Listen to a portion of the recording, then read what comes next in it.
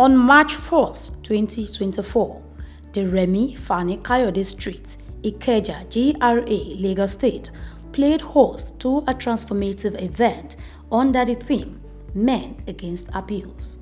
Conveyed by Dr. Oyinkansola Jinadu, OJ, founder of Honey Drops Foundation, the event sought to challenge societal norms and empower men to take a stand against abuse.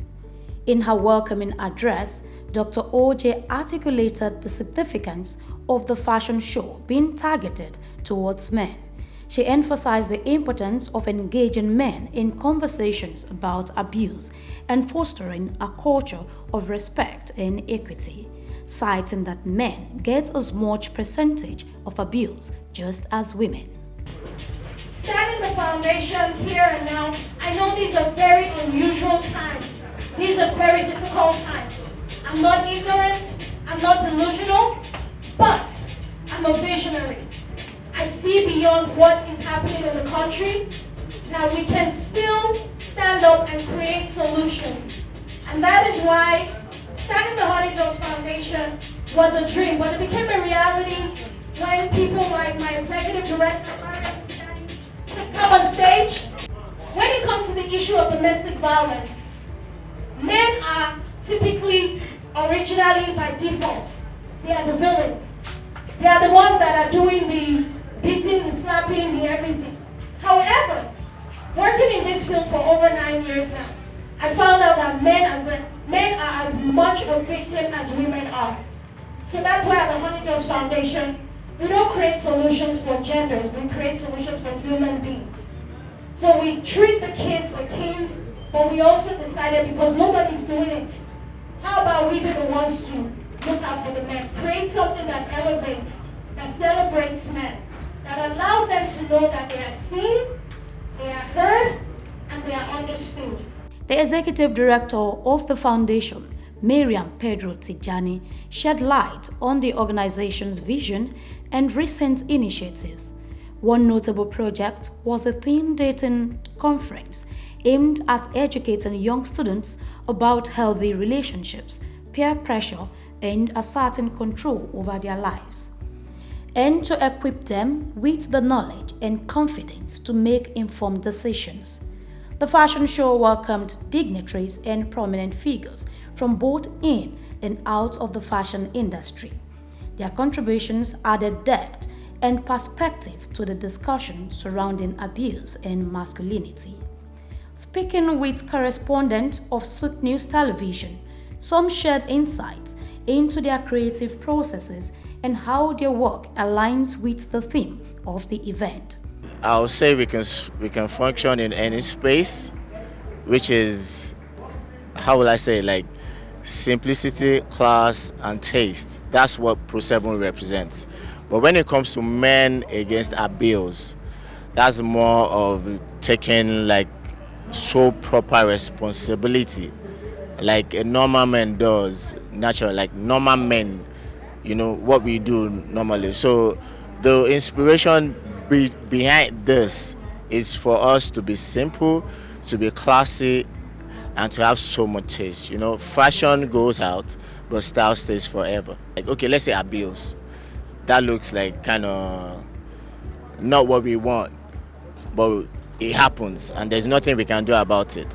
Rather, we have to have a solution to it. So tonight we're in that space that we say we can fit into any space. So there's a piece that is green in color, has like some kind of red on it. You know, red signifies blood, while green signifies growth. So red, blood, green, growth. That means we're growing out of this as men. The abuse, we're going to overcome it. We're going to change the world. We'll make sure men speaks out. Okay, basically we're a company that are about arts and lifestyle, and we aim to promote, celebrate, and preserve African art, especially Nigerian arts. The vision, therefore, to do that is by our adornments and accessories such as adire, ashoke, and beads. Oh, absolutely. The clothes we had featured and the colors we had used: vibrant red, dark brown, earthy tones. This would depict a bold person. It would show someone that has resilience. It also shows fortitude, and we wanted to get the colors across to our men to stand firm against abuse. Representing diverse expressions of masculinity, models took to the runway, showcasing vibrant colors and styles. In a unique twist, nursery rhymes were recited, injecting a sense of nostalgia and playfulness into the atmosphere. Wherever you see, do not say yes.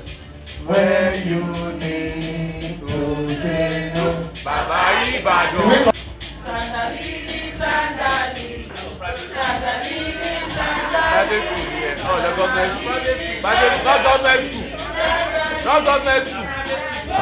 The visionary behind the event and founder of Honey Drops Foundation Africa emphasized the importance of such projects in an interview with SOUQ News Television. She reiterated the need for ongoing dialogue and action to address abuse and promote healthy relationships. Wonderful. The fashion show is just a way for us to be able to bring in the community. It's a unifying factor. We all love fashion, we all love music. Those are two components that every fashion show has. So now when we get people in the building, they're comfortable, they're happy. Now we can bring out the hard conversations about men and abuse. Some men undergo abuse, they go through it, but they suffer in silence. A lot of men, at least the better population of men, do not get proper representation when it comes to advocacy in any social issue. So we want to correct that, create a safe space for them to know that there is an organization or there is a movement that actually champions their cause as men, not just abuse, but pretty much things that men struggle with that they're not able to talk about. There's a lot of personal stories. The reason I created the fashion show in the first place is because I had a lot of men, especially while in the US, talking to me about the fact that this was happening to them too. It was like a Me Too movement, but behind the scenes. So when I say, oh, would you be able to share your story to inspire other men to come forward to help other people find a solution and find a way out? The answer was always no. Why? They're ashamed. They feel like that would, reduce or diminish their masculinity or their and of course society also plays a huge role in bringing that on them. So I realized, okay, if I can't get these men to speak up, what can I do? I can create a platform that celebrates them. When men feel celebrated, they're more inclined to want to open up. They're more inclined to want to be vulnerable. So that's why we went through the route of fashion show. Fashion plays a huge role. It's a global language. Fashion is something that helps us to bring forward our identity, to talk about who we are, what we represent. When you see a person dressed, they say dress the way you want to be addressed, right? You look at some of the designers, their different styles, the different fabrics that they use. It's a display of their individual brand identity. So fashion would allow us to not only help men find their identity, a place where they belong. I mean, I'm sure every man in that room will find some designer that they sort of resonate with. And that's really the goal. Find someone you resonate with, find something you connect with, and then use that to help pull something out of that person to create a solution for more people. As the event drew to a close, attendees were treated to a celebration of joy and empowerment. Dr. Oyinkansola took to the runway, leading the crowd in a spirited dance, symbolizing resilience and unity in the fight against abuse. In its fusion of fashion, advocacy, and celebration, the Men Against Abuse fashion show served as a powerful reminder of the transformative impact of collective action and solidarity in creating a safer and more equitable society. Grace Komolafe, SOUQ News.